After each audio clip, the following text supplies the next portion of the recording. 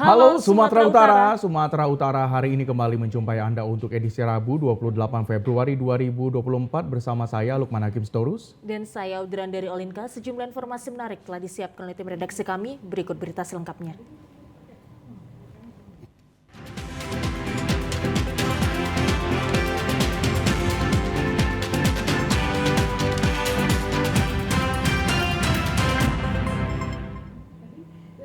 Saudara, Pengadilan Negeri Stabat Kabupaten Langkat kemarin kembali menggelar sidang kasus tindak pidana perdagangan orang TPPO dengan terdakwa mantan Bupati Langkat terbit rencana perangin-angin.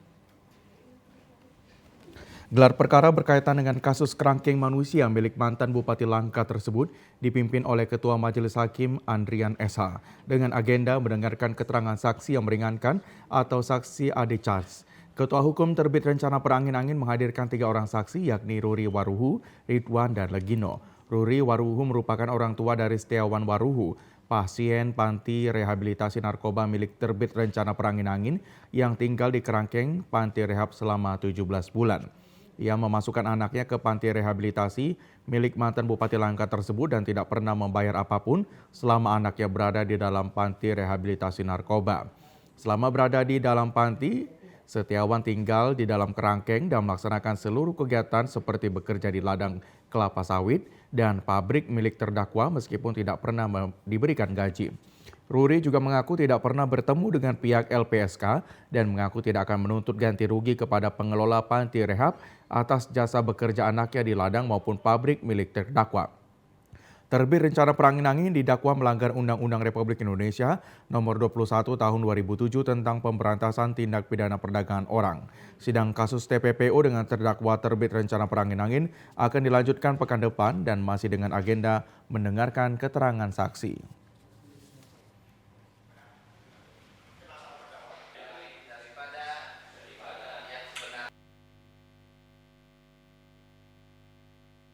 Sumut juga tidak terganggu dan masih tepat waktu.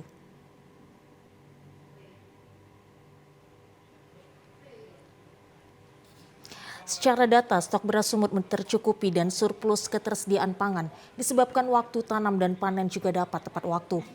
PJ Gubsu Hasanuddin mengatakan Pemprov juga melakukan berbagai intervensi demi menjaga ketersediaan pangan dan stabilitas harga di tengah masyarakat. Mulai dari menyiapkan pasar murah hingga bersinergi dengan pihak terkait mengawal dan mengawasi jalur distribusi. Secara nasional ketersediaan stok beras mengalami tekanan dan pemerintah Indonesia telah memprediksi pada bulan Januari hingga Maret 2024 stok beras akan mengalami tekanan disebabkan El Nino. Namun Sumut tidak terdampak langsung El Nino dan mengajak para kepala daerah melaksanakan monitoring ketersediaan beras di daerahnya masing-masing.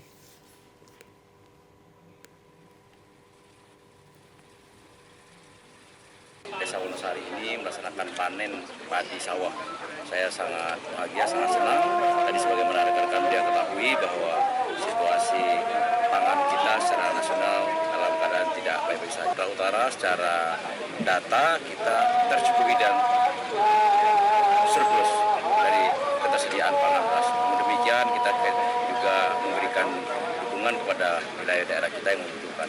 Alhamdulillah Sumatera Utara tadi saya sampaikan tidak terdampak langsung pada saat situasi El Nino.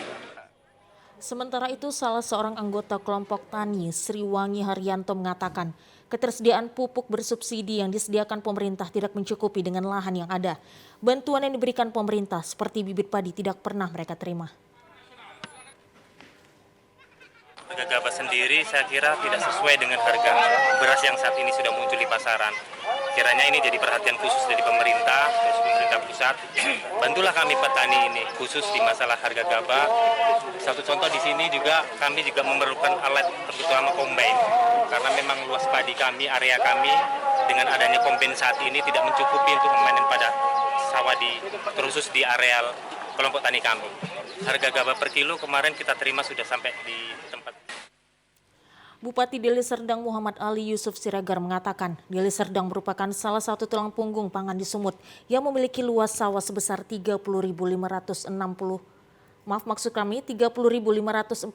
hektar dengan total produksi padi sekitar 533.000 ton per tahun. Kereta api penumpang jurusan Medan Binjai menabrak satu unit truk bermuatan pasir dan batu hingga membuat arus lalu lintas macet. Beruntung tidak ada korban jiwa karena supir truk sempat keluar sebelum kereta api menabraknya. Kereta api Sri Lelawangsa jurusan Medan Binjai menabrak sebuah truk di Jalan Megawati, Kota Binjai pada Selasa sore. Muatan truk tumpah dan truk terguling ke samping rel kereta api. Tentu saja kondisi ini membuat arus lalu lintas di Jalan Megawati menjadi macet. Petugas kepolisian dari Polres Binjai langsung mengurai kemacetan dan mengatur arus lalu lintas. Menurut supir truk, Yusa Haraha mengatakan ia berencana akan mengantarkan muatan ke salah satu pabrik di kawasan tersebut.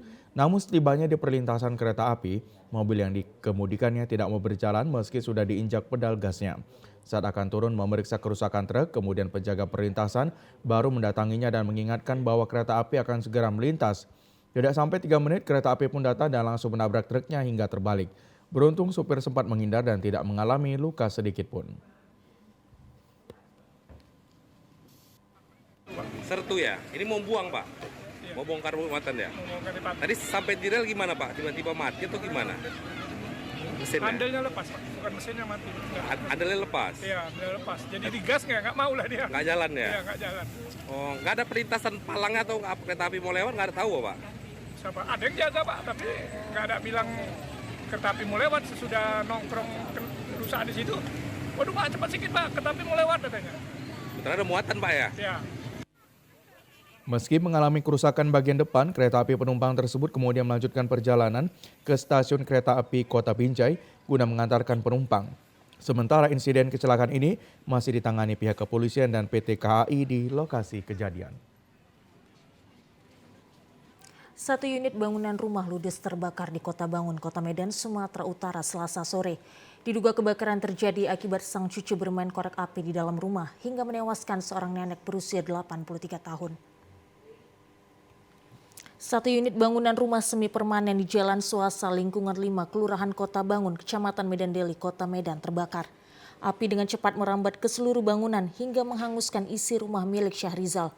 Dari peristiwa tersebut, warga setempat mencoba memadamkan api menggunakan air parit sembari menunggu petugas pemadam kebakaran tiba. Dalam kebakaran ini, seorang lansia bernama Rukiah berusia 83 tahun tewas terbakar, diduga terjebak di dalam kamar saat peristiwa kebakaran terjadi.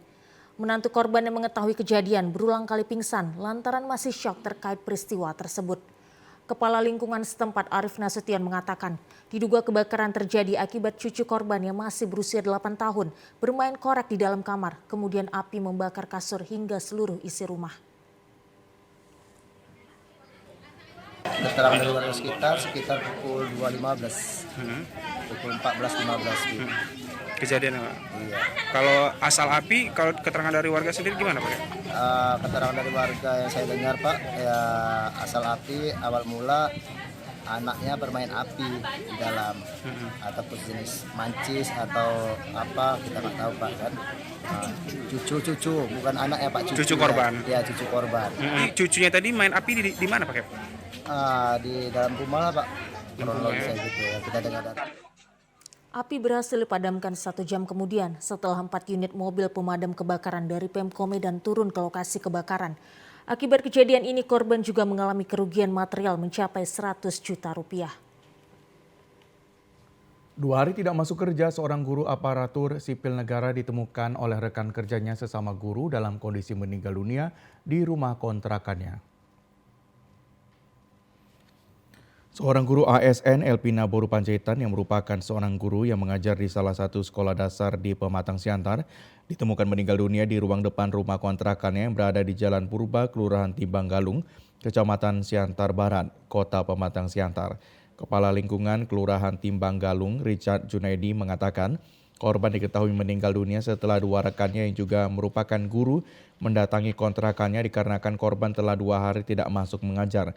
Namun saat kedua rekannya memanggil dan mengetuk pintu rumah korban tidak ada jawaban. Kedua rekan korban yang penasaran lalu mengintip dari sela jendela kontrakan dan melihat korban dengan kondisi telentang di lantai ruang depan kontrakan korban. Kedua rekan korban yang penasaran kemudian melaporkan hal tersebut ke penjaga kontrakan dan pihak kepolisian. Pihak kepolisian Polsek Siantar Barat, Polres Pematang Siantar yang turun ke lokasi langsung membuka pintu rumah kontrakan dan mengevakuasi korban ke rumah sakit untuk dilakukan otopsi. Orang ibu itu tadi yang pertama datang. Oh, karena 2 hari nggak masuk sekolah, orang itu kemarin. Jadi kalau masalah ini masalah orang ini. Jadi dari percis, dia kalau punya ceritanya berkeluarga, alamatnya lampu merah informasi sendiri. Tidak ada anaknya di sini? Nggak ada, anaknya sama suaminya. Nah, ada di sini tadi temuan orang katanya sudah 2 hari nggak. Jadi saya disuruh. Dari keterangan kedua rekan korban telah memiliki suami dan anak tinggal di Kecamatan Siantar, Kabupaten Simalungun. Namun akibat perselisihan dan bertengkar dengan suami, korban mengontrak dan tinggal sendiri. Sementara pihak kepolisian Polsek Siantar Barat yang melakukan olah tempat kejadian perkara dan mengevakuasi korban belum dapat memberikan keterangan penyebab korban meninggal dunia.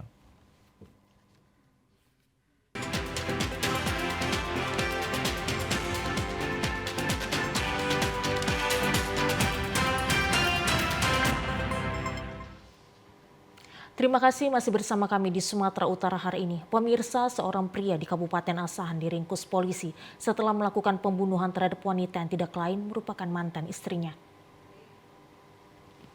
Tersangka Roni Irawan alias RI berusia 31 tahun warga Kampung Lalang, Desa Aikloba, Kecamatan Aikuasan, Asahan ini diamankan polisi akibat tega membunuh SW mantan istrinya. Kasus pembunuhan tersebut terjadi di rumah kos-kosan korban di Dusun 6, Afdeling 1, Desa Aikloba pada 23 Februari 2024 lalu. Pelaku menghabisi nyawa korban dengan cara mencekik. Untuk menutupi perbuatannya, pelaku mengikat leher korban dengan seutas tali dan menggantung jasadnya di jendela, seolah-olah korban tewas bunuh diri. Tak hanya itu, pelaku juga membuat surat di sebuah buku, seakan pesan atau wasiat yang sengaja ditulis korban sebelum mengakhiri hidupnya. Kapolres Asahan AKBP Afdal Junaidi kemarin mengatakan, terungkapnya kasus pembunuhan itu berawal dari adanya sejumlah kejanggalan yang ditemukan petugas saat olah TKP. Sedangkan motif pembunuhan tersebut karena pelaku cemburu pada korban. Benar, pada saat kami cek TKP, di TKP tersebut ditemukan seolah korban ini meninggal dengan cara gantung diri dan bunuh diri. Tetapi pada saat kita cek di lokasi ada kejanggalan karena memang tidak sesuai dengan fakta yang terjadi, tidak ada tanda-tanda korban melakukan bunuh diri. Hasil otopsi yang kami dapat dari dokter forensik yang ada di Rumah Sakit Bayangkara 2 Medan, bahwasanya korban atas nama SW meninggal itu bukan akibat bunuh diri, tapi akibat cekikan dari diduga pelaku serta jeratan tali yang ada di lehernya. Hingga kini kasus pembunuhan tersebut masih dalam penanganan petugas Polres Asahan dengan memproses pelaku. Kamera pengintai CCTV merekam aksi komplotan maling yang membobol kunci gembok pagar indekos, menyebabkan 2 sepeda motor raib dalam waktu 1 malam. 2 sepeda motor hilang dalam semalam di tempat kos Jalan Bunga Encol, Bunga Encole 19 Medan, Tuntungan, Sumatera Utara kemarin. Dalam kamera CCTV, komplotan maling datang dengan mengendarai 2 sepeda motor. Komplotan maling yang berjumlah 4 orang ini langsung membagi tugas. 2 orang berjaga di atas sepeda motor dan 2 orang beraksi merusak kunci gembok pagar indekos. Dalam rekaman CCTV tersebut terlihat 2 komplotan maling memakai helm dan masker, terlihat merusak kunci sepeda motor. Tanpa butuh waktu lama, komplotan maling ini berhasil membawa 2 sepeda motor jenis Matic Honda Beat. Korban bernama Iqbal mengatakan komplotan maling sempat berupaya membawa kabur 3 motor milik penghuni indekos. Dikarenakan kunci 1 sepeda motor tidak berhasil dirusak, komplotan maling hanya membawa 2 sepeda motor saja. Mereka datang berhenti terus bobol gemboknya, Bang. Berapa unit, Bang, yang diambil? 2 hilang, 1 percobaan. Oh, berarti yang berhasil 2 unit, yang 1 gagal. 1 gagal. Oh, aturan 3 yang mau diambil orang itu. Iya, Bang. Yang gagal itu kenapa, Bang? Ketahuan atau gimana? Nggak bisa dibuka ya, Bang.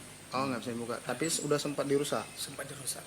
Mereka ada alatnya gitu, Bang. Dirusak, dimasukinnya gitu ke apanya, diputar orang. Jadi kayak kunci T, Bang. Kayaknya sih gitu, Bang. Hidup, sepeda motornya hidup, pas dibawa. Korban yang mengalami kerugian sudah melaporkan peristiwa tersebut ke Polsek Medan Tuntungan. Korban berharap pihak kepolisian dapat menangkap para pelaku yang diduga telah memiliki kelompok atau sindikat.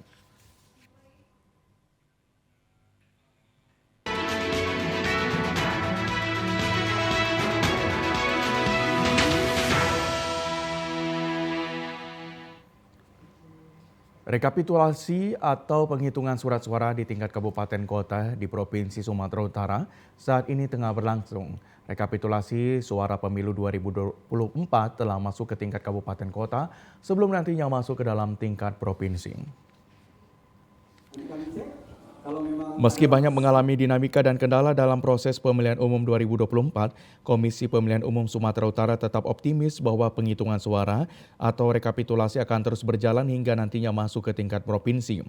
Saat ini rekapitulasi suara pemilu 2024 telah masuk dan sedang berjalan di tingkat KPU Kabupaten Kota di Sumatera Utara.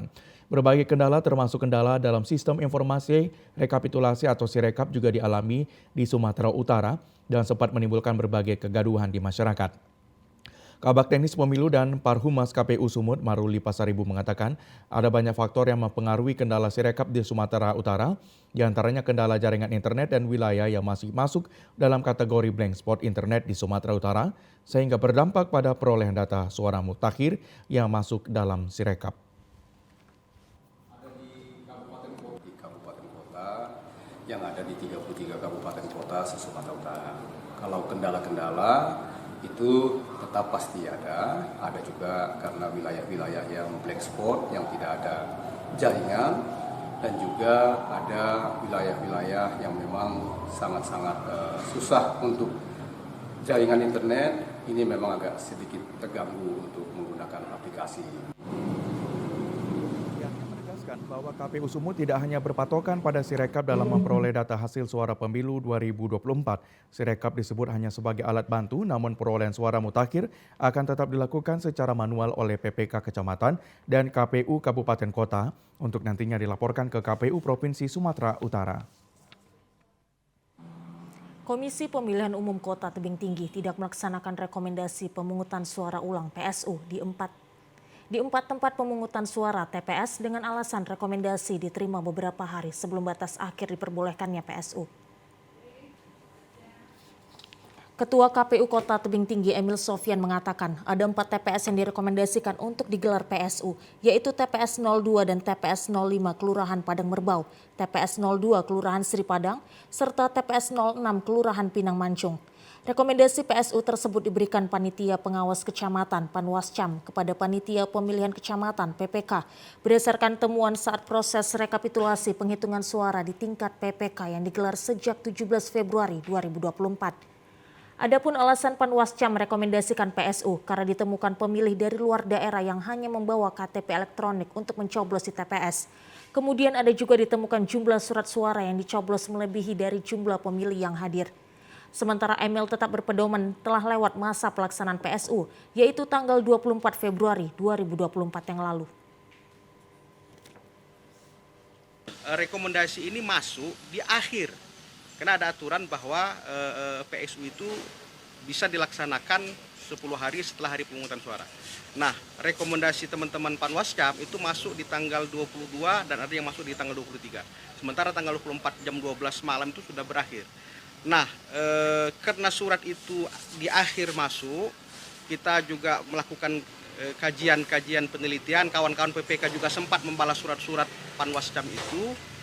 Turun ada keputusan KPU RI, keputusan surat 369. Itu menyatakan kalau rekomendasi Panwas tidak memungkinkan lagi untuk dilaksanakan, itu disebut dalam bahasa hukumnya impossibility of performance. Terkait rekomendasi PSU yang tidak dilaksanakan itu, Ketua Bawaslu Kota Tebing Tinggi Amsal Franky mengaku masih melakukan kajian dan akan menyurati KPU Kota Tebing Tinggi. Sementara surat rekomendasi PSU telah dilayangkan ke KPU pada tanggal 22 dan 23 Februari 2024 lalu.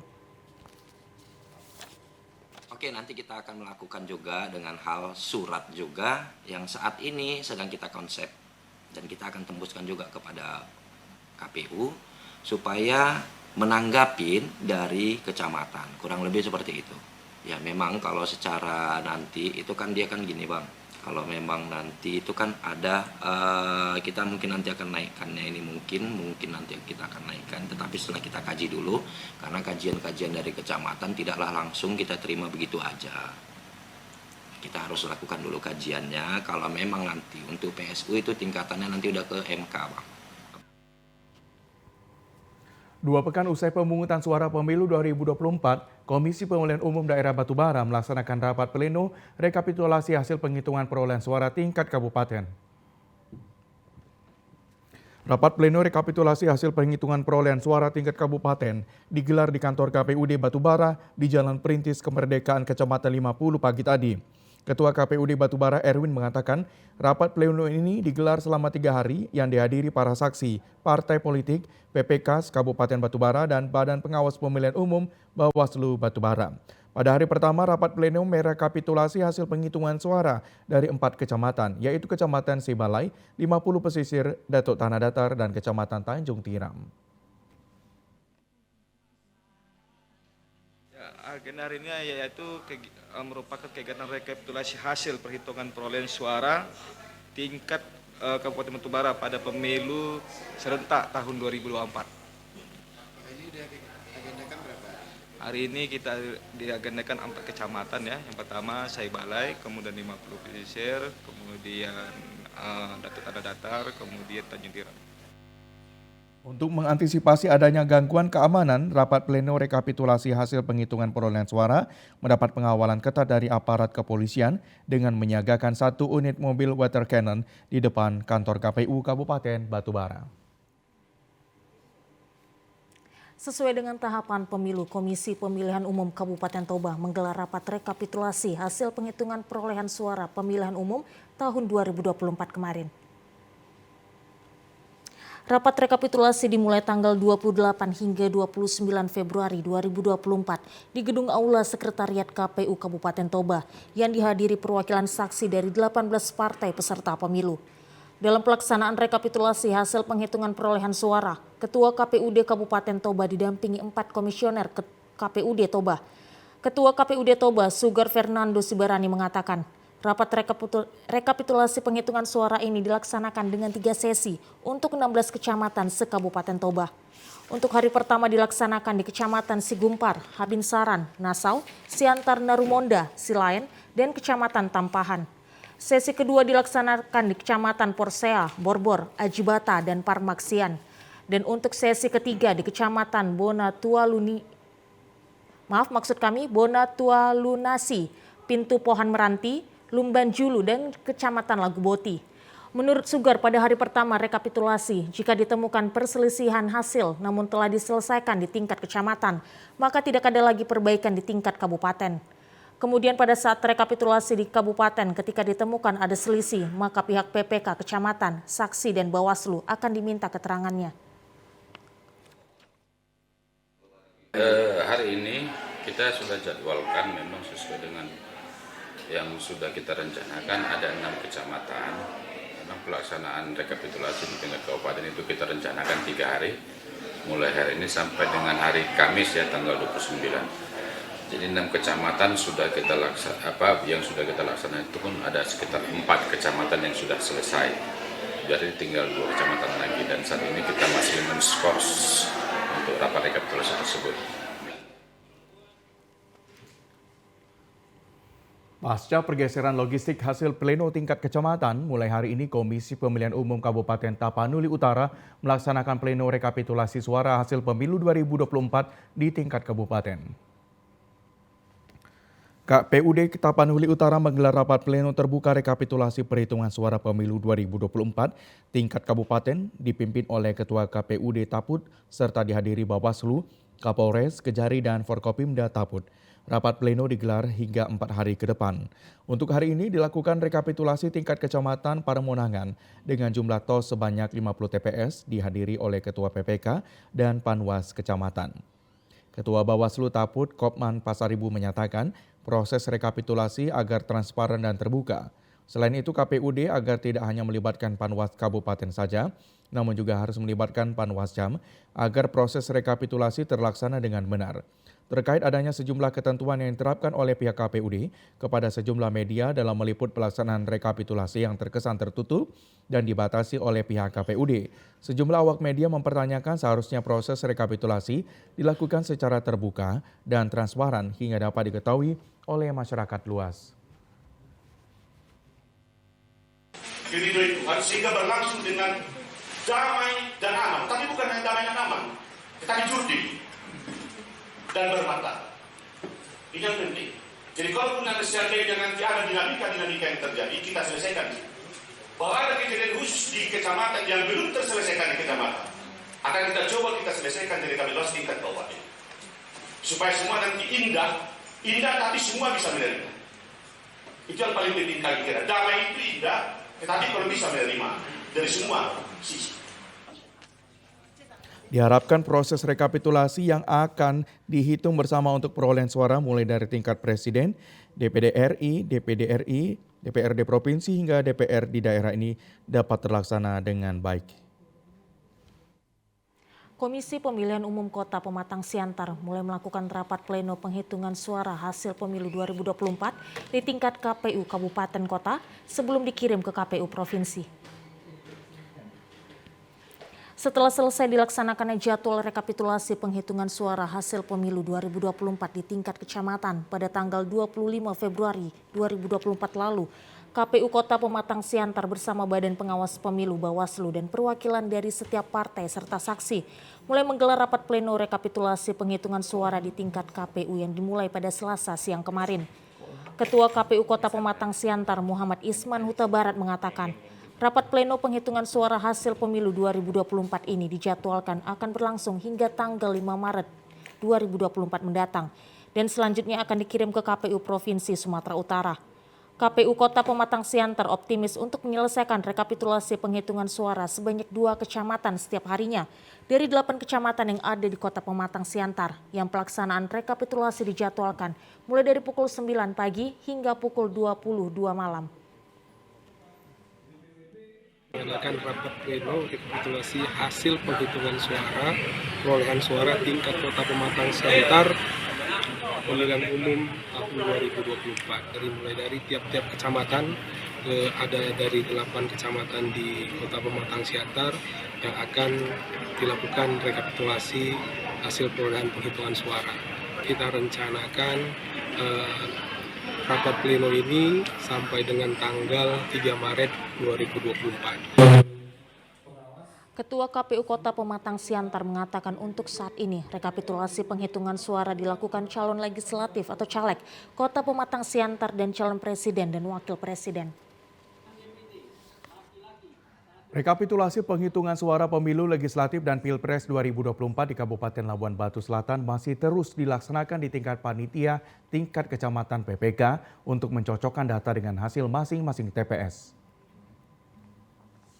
Sebanyak 74 TPS yang ada di Kelurahan Kota Pinang telah memasuki tahapan rekapitulasi Aula Kantor Kecamatan Kota Pinang, Labuan Batu Selatan.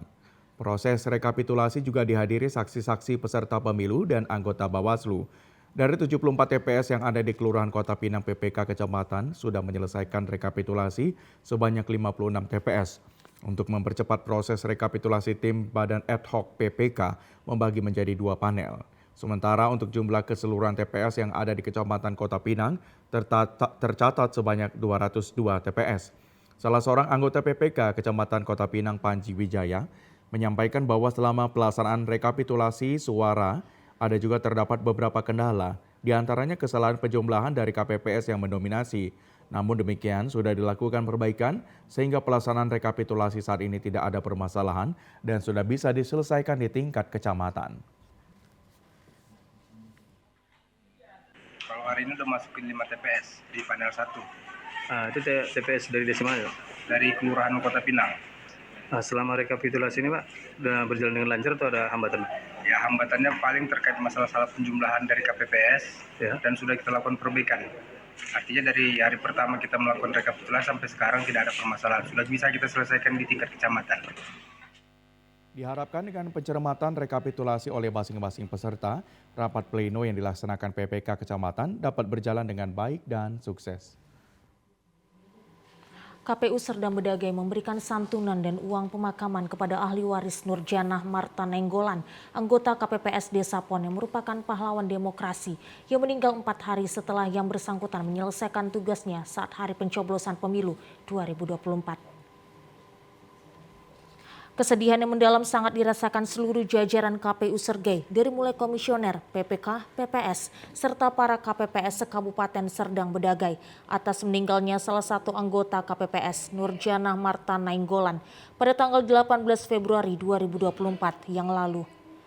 Almarhumah merupakan salah satu pahlawan demokrasi, di mana 4 hari setelah menjalankan tugas, yang bersangkutan menghembuskan nafas karena diduga kelelahan setelah menjalankan tugas sebagai pengawal demokrasi pemilu 2024. Komisioner KPU Liston Saragi mengatakan seluruh jajaran KPU turut berduka kepada keluarga serta menyerahkan biaya pemakaman sebesar 10 juta rupiah dan uang santunan sebesar 36 juta rupiah yang diserahkan secara langsung kepada ahli waris.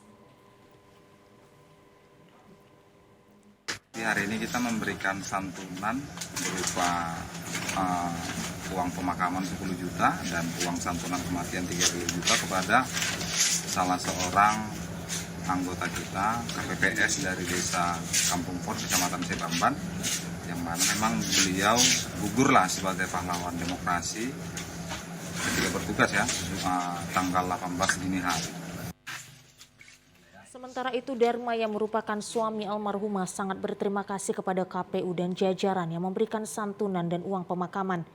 Kiranya KPU Sergei terus menjadi lembaga yang independen dalam mengawal demokrasi. Terima kasih semua telah hadir memberikan kepada saya santunan. Itu aja lah, syukur dan terima kasih atas bapak-bapak semua.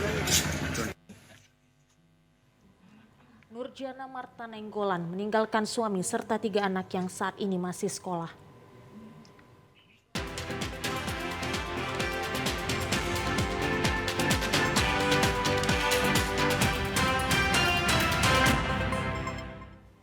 Terima kasih masih bersama kami di Sumatera Utara hari ini. Pemirsa, 97 mahasiswa dari berbagai universitas se-Indonesia mengikuti MTQ Nasional Himpunan Pendidikan Agama Islam Universitas Pembangunan Pancabudi, Medan siang tadi. MTQ Nasional Himpunan Pendidikan Agama Islam Universitas Pembangunan Pancabudi Medan dibuka Rektor 2 Universitas Pembangunan Pancabudi Medan, Hasrul Aswar Hasibuan, di gelanggang mahasiswa Unpad Medan siang tadi. MTQ Nasional ini bagian dari unit kerja mahasiswa yang diharapkan mampu melahirkan karya-karya nyata dalam mendukung program Kampus Merdeka. Adapun tema yang diangkat yakni meningkatkan kreativitas dan inovasi mahasiswa dengan spirit Al-Quran menuju Kampus Merdeka. 5 kategori yang dilombakan yakni musabakoh karya tulis ilmiah, 100 hadis bersanad, tilawah Quran, kaligrafi kontemporer, dan micro teaching.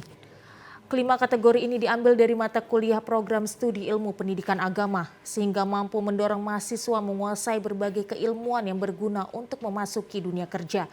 Seperti program Menteri Pendidikan, yakni Merdeka Belajar Kampus Merdeka, di mana mahasiswa memberi kebebasan berpikir dan berekspresi. Acara ini berlangsung mulai hari ini dan semifinal pada esok hari. Kepala Prodi Pendidikan Ilmu Agama Islam Bahtiar Siregar menjelaskan, MTQ Nasional ini digelar untuk meningkatkan kreativitas inovasi mahasiswa dengan spirit Al-Quran menuju Kampus Merdeka. Seluruh peserta yang ada sesuai dengan data yang kami miliki itu 97 peserta dan itu hampir seluruh universitas yang berbeda.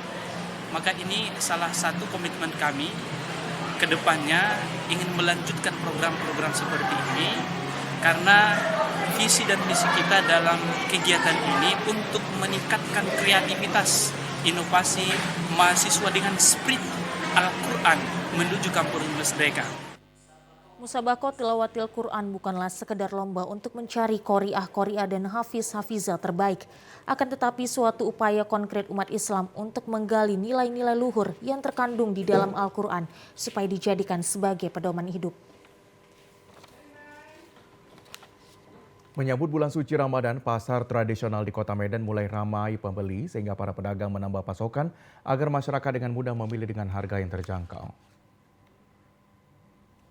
Berbagai persiapan dilakukan pedagang untuk menyambut bulan Ramadan, salah satunya di pasar tradisional Pasar Ikan Medan yang mulai diburu para pembeli khususnya untuk membeli perangkat alat sholat dan lainnya. Peningkatan minat terhadap perangkat alat sholat seperti sarung, peci, sajadah, serta kebutuhan lainnya mencerminkan kesadaran masyarakat akan pentingnya menjalani ibadah. Tidak ada kenaikan harga yang signifikan terhadap perangkat ibadah maupun kurma ketika memasuki bulan Ramadan. Salah seorang pedagang, Agus Salim, mengatakan para pembeli biasanya hanya membeli keperluan ketika akan ada acara ataupun syukuran. Namun jelang Ramadan ini pembeli mulai mengalami peningkatan. Kalau makanan biasanya kurma aja. Tapi kalau busana muslimnya sarung, baju koko, telur belanga, itu peci. Kalau perempuan ada lekok. Untuk harga kurma sendiri apa ada kenaikan atau enggak? Ada, biasa aja. Kalau untuk sarung itu ada kenaikan harga enggak di luar Ramadan sama di Ramadan ada perbedaan? Biasanya naik 5.000 aja itu. Naik 5.000. Dalam upaya mendukung suksesnya pelaksanaan ajang olahraga bergengsi tingkat dunia, PT Pertamina siap mendistribusikan pasokan BBM sebanyak 30 ton Pertamax Turbo kepada peserta Racing F1 Powerboat Internasional di Kebalige, Kabupaten Toba. Sebanyak 18 peserta Racing F1 Powerboat berasal dari 10 negara akan mengikuti ajang bergengsi olahraga tingkat dunia di Balige, Kabupaten Toba, mulai tanggal 2 hingga 3 Maret mendatang. Untuk memenuhi kebutuhan bahan bakar minyak bagi peserta lomba tersebut, PT Pertamina melakukan pendistribusian 2 hari menjelang kejuaraan. Sebanyak 4 truk berisi 30 ton Pertamax Turbo diberangkatkan Pertamina menuju lokasi kejuaraan F1 Powerboat International Balige yang kemudian diberikan kepada peserta lomba. Untuk mendukung pelaksanaan event bergengsi berjalan dengan sukses, Eksekutif General Manager Pertamina Niaga Regional Sumbagut Freddy Anwar memastikan pasokan kebutuhan BBM mencukupi. Dengan demikian tidak hanya bagi peserta lomba yang dapat dipenuhi, namun juga keperluan BBM mulai dari kebutuhan transportasi udara, operasional teknis maupun pasokan di sejumlah SPBU menuju lokasi Kabupaten Toba. Lebih kurang kita memberikan pasokan 30.000 liter Pertamax Turbo, ya, plus dengan 8.000 liter Pertamax, ya. Kemudian juga ada sedikit bahan bakar Pertamina Dex. Kemudian juga untuk sisi itu untuk yang darat dan air. Nah, untuk sisi udara Pertamina juga membantu bahan bakar aftur, ya, yang nanti ini kita gunakan untuk penugasan dari Basarnas. Jadi Basarnas dalam rangka nanti ada keliling, ya, di udara segala macam. Nah, kita support afturnya 9.400. Diharapkan upaya dilakukan Pertamina mampu menyukseskan pelaksanaan kejuaraan dunia F1 Powerboat di Sumatera Utara berjalan dengan baik sehingga mempengaruhi jumlah wisatawan di destinasi wisata Danau Toba mengalami peningkatan. Ya pemirsa, berikut kami sampaikan informasi dari Badan Meteorologi, Klimatologi, dan Geofisika di Sumatera Utara untuk wilayah 1 Medan yang berlaku untuk esok, Kamis 29 Februari 2024. Halo Sobat BMKG, berjumpa kembali bersama saya Marta Manurung, Perakiraan Cuaca Balai Besar MKG Wilayah 1 yang akan menyampaikan informasi perakiraan cuaca dan hotspot Provinsi Sumatera Utara untuk hari Kamis 29 Februari 2024. Pada pagi hari, wilayah Sumatera Utara diperkirakan berawan, pada siang hingga sore hari berpotensi hujan sedang hingga lebat di sebagian wilayah Sumatera Utara, di mana potensi hujan lebat terjadi di Langkat dan Deli Serdang. Untuk malam hari masih berpotensi hujan sedang hingga lebat di sebagian wilayah Sumatera Utara, di mana potensi hujan lebat terjadi di Humbahas, Papak Barat, Tapanuli Utara, Tapanuli Tengah, Karo, dan Dairi. Untuk dini hari berpotensi hujan ringan di sebagian besar wilayah Kepulauan Nias, dengan suhu udara 16 hingga 33 derajat Celcius dan kelembapan udara 60 hingga 95%. Arah angin bertiup dari timur laut hingga tenggara, dengan kecepatan angin 10 hingga 30 km per jam. Pada tanggal 27 Februari 2024 terpantau terdapat 1 titik panas di wilayah Sumatera Utara, yaitu di Kabupaten Tapanuli Tengah. Kami tetap menghimbau kepada masyarakat agar tetap waspada akan potensi hujan lebat yang dapat disertai petir dan kencang di wilayah lereng timur, pantai barat hingga lereng barat yang dapat berpotensi mengakibatkan banjir ataupun longsor. Demikianlah informasi perakiraan cuaca dan hotspot yang dapat kami sampaikan. Semoga bermanfaat bagi Sobat BMKG semuanya. Terima kasih dan sampai jumpa. Informasi tadi mengakhiri jumpa kita di Sumatera Utara hari ini. Mewakili kerabat kerja yang bertugas, saya Lukman Hakim Storus. Dan saya Audran dari Olinka mengucapkan terima kasih atas perhatian Anda. Selamat sore dan sampai jumpa.